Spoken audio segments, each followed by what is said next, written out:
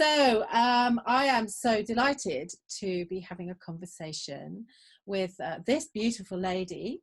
Her name is Wanjiru Macharia, and I have been probably meeting up with her for the last 6 months, maybe.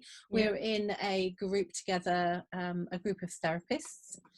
And I've been really interested in some of the work that she does. We had a conversation not very long ago about one area of her work, which is to do with autism and Asperger's. But I wanted to just find out a little bit more about some of the other areas of her work today. So how are you, lovely? I am fine, thank you very much, Jill. Still surviving. Are the children back to school? Nope. Oh, okay. All right. No, So we're still no. homeschooling. Yes, we are still homeschooling, yes. Okay. All right. So let's have a look then at some of the other areas that you have, because you do quite a lot, actually. I mean, you're a bit like me, you know, we never just do one thing, do we? Yeah, no. So what would you say, other than the autism and Asperger's, what is the kind of next area that you would like to tell us about? Maybe something that you spend a little bit more of your time doing, you know, the next thing that you help people with? Okay. I do help people with mental health issues. So I work with people who are going through anxiety issues, depression, self-harming, and and also other challenging life events such as bereavement, relationships. So I do therapy for, and counseling for people in that kind of sense, and I also offer Christian counseling. Okay, so let's just start there, shall we? So just explain to me a little bit about what that's about and why that is a niche area, why it needs to be a niche area. You know, who are the sort of people that would come to you?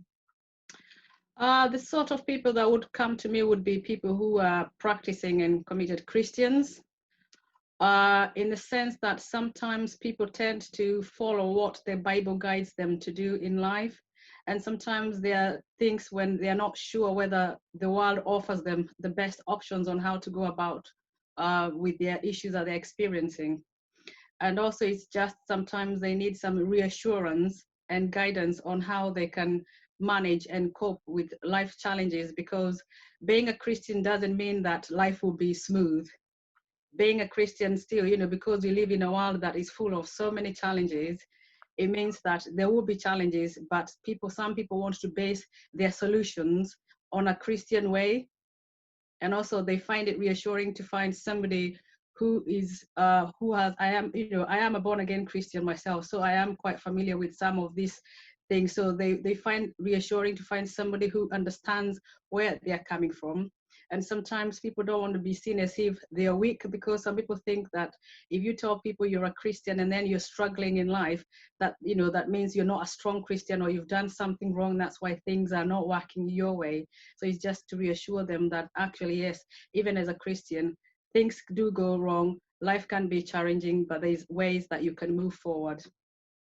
Oh, how interesting. So there's this kind of dilemma, I suppose, going on in people's minds and in their, particularly if they are a born again Christian, is that this might be very, very new to them. Yeah. They've come out of an old world or an old paradigm into something that's new and unfamiliar, and it's a bit worrying if you think you're getting it wrong, I suppose. Yes, and sometimes people will either question themselves or question the existence of God or what God does for them. And sometimes it's because when we are in a stressful situation, sometimes we are not able to see things rationally. Yes. So people can be irrational in their thoughts, and then they can make the decision that maybe impact with their life in a negative way. So when they come and, during Christian counseling, you try to reassure them and direct them back to the Bible quotes that will redirect them and bring them and strengthen their faith, so that they'll be able to face on the situation they are going through without worrying and, thinking, what have I done wrong? Does God really exist for me? And also you can give them biblical examples from what the people in the Bible, they faced the prophets, even Jesus himself. They didn't have a smooth life, but they still managed to get on with life. And, in the end, God was there with them throughout. Yeah, so the challenge of living any kind of spiritual life, whether it's a Christian life or whether you're a Buddhist or a Jew, whatever, Yeah. is actually dovetailing the beliefs of the religion, your beliefs as a spiritual person, Yes. what other people are looking at, what you expect of yourself. Yes. This, as you say, the spiritual path is never necessarily an easy one, whichever way terminology you use for it. So yeah, I kind of get that. But just to be clear, you don't have to be a born again Christian to come and avail yourself of your services. No, no, no, no, no. You don't have to. As I say, it's just somebody who believes in God or is seeking solution, because sometimes people can look for solutions in different ways. And no, so there's just somebody who believes there is a God out there, or there's a divine intervention that's out there. So it's anyone who would want to hear any counseling from a Christian perspective. So you don't have to be born again. No. No. And then you did recently do a bereavement course, I understand too. Yes, I did. And now as I do help with people who have gone through losses, and I've learned quite a lot. And for instance, is sometimes when people lose a loved one, people cope with it in different ways. And sometimes sometimes people want to seek counseling straight away, and sometimes it's not always advisable, in the sense that when somebody has lost a loved one, it takes some time for them to adjust into life without the person they loved and they've lost. So it's sometimes good to understand what the implications are, or with the right time to actually seek counseling. And sometimes it will be between 3 or 6 months after the loss, because when you get the counseling immediately, you can't explain what life is like without the individual that you've lost in your life. But after you spend time without them in your life, that's when you actually realize what it's like to have that gap in your life. And that's the time you would be required, or would be suitable for somebody to seek the help they need. And so also, how would they know, Wanjiru? How would you, if you've lost somebody, yeah, how would you know when the best time for you is then? as a client, or Yes, to seek help, yeah, as a client. uh, it's because when somebody passes away and you've lost somebody, there's a lot of things that needs to be adjusted. So there's you have to find arranging the funeral issues, and trying to do change, whether it's canceling bills or all sorts of things that the person was doing that they're not going to be able to be doing. So people tend to be very busy running around sorting out a lot of things in life. So at that time their mind is quite occupied with different things. So Yes. it's when everything seems to be put in place, or all the running around has stopped, and then people settle down to try and move on with their life. And that's when they realize that the weight of the loss now can start sinking in. And that's probably would be the best time, because if you offer somebody counseling when they're still running around doing different things, they're not more likely to get a positive, or what do you call it? They will not benefit from it as such. I think But there's also that bit no. where when somebody dies, first of all, people tend, maybe not at the moment physically certainly, but people tend to be much more attentive and aware and help. Your friends and your family are there. But Yes. then in my experience, after that initial period, Yes. everybody just gets on with their life, which of course they should do. Yes. And that's the moment at which you're left alone with your grief. Yes. And perhaps then that's the time when perhaps is the best time to reach out for that support. Yes. And as I say, it's just that time when you're trying to move on, and then everything falls into place, because you kind of, the dynamics of people's life change, because the role of the person who has departed, now you get to see what their role was, and it affects people in different ways. Yes, of course.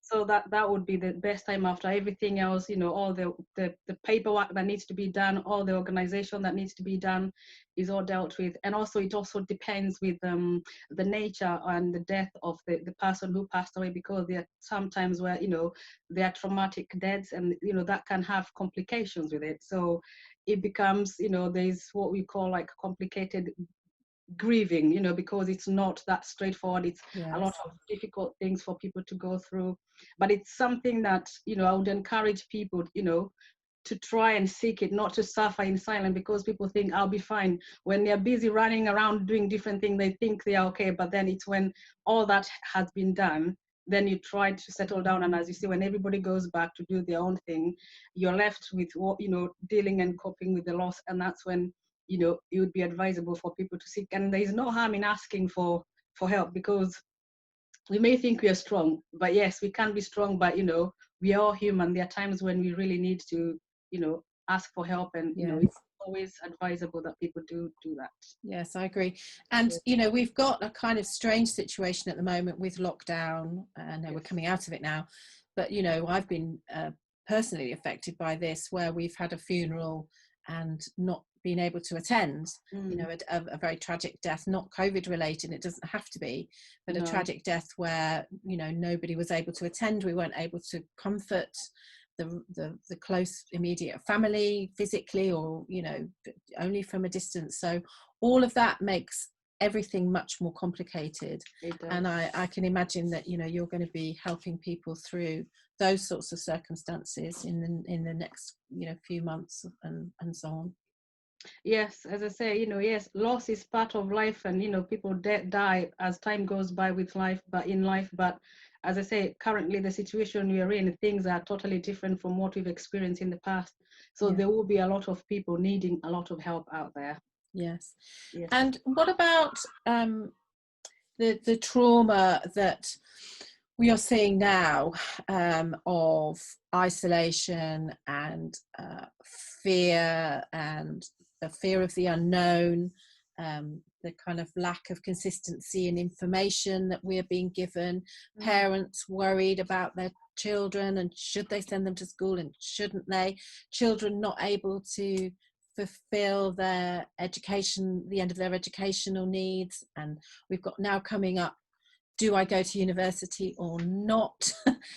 All of these things come under your umbrella too, really, don't they?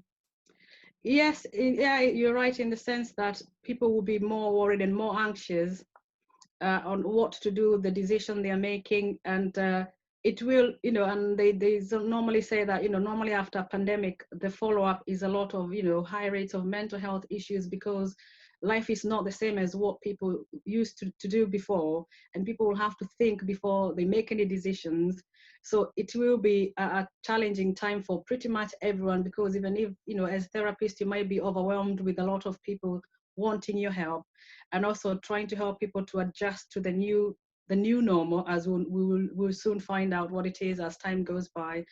And it's just, most of the thing is like finding, I would advising people to find, like, seek information in reputable sources, not to just go for everything that is being posted everywhere on the media, but you just, and also be sensible and realistic. You can make your own decision, because your situation better than anybody else. And it's just one of those things that, yes, the level of anxiety and fear, it's one of those things that will be affecting a lot of people, especially, sending to school, or even young people moving on with their life and wondering what's next.